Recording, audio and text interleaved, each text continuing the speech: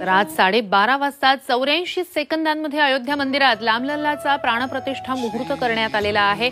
या सोहळ्यात कार्यक्रम नेमका कसा असणार आहे याच संदर्भात थेट अयोध्येहून सांगतायत वेदमूर्ती शांताराम भानुसे।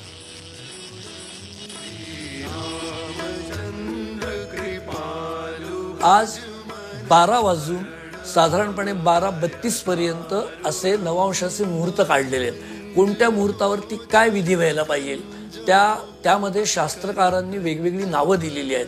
त्याला कूर्मशिला, ब्रह्मशिला, पिंडिका स्थापन, तत्वन्यास, होम, त्यानंतर मंगलाष्टक, नंतर मंगल वाचन मंत्र, 4 वेदांची पुरुष सूक्तांच्या द्वारे 4 वेदांचं सूक्त पठण, हे प्रत्येक छोट्या छोट्या या गोष्टी त्या मुहूर्तावरती व्हायला पाहिजे। तर ह्या सगळ्या 22 तारखेला प्रातःकालापासून तिथपर्यंत 12 वाजेपर्यंत संपन्न होतील आणि मग त्या मूर्तीमध्ये संपूर्णपणे प्राण आल्यानंतर त्याची पूजा झाल्यानंतर हा प्राणप्रतिष्ठा विधी साधारणपणे 12:32 पासून ते 12:44 हे सगळे छोटे छोटे त्यामध्ये लागणारे जे लघु आणि महान हे विधी जे आहेत, हे विधी मुहूर्तावर आधारित सगळे विधी हे तिथे संपन्न होतील।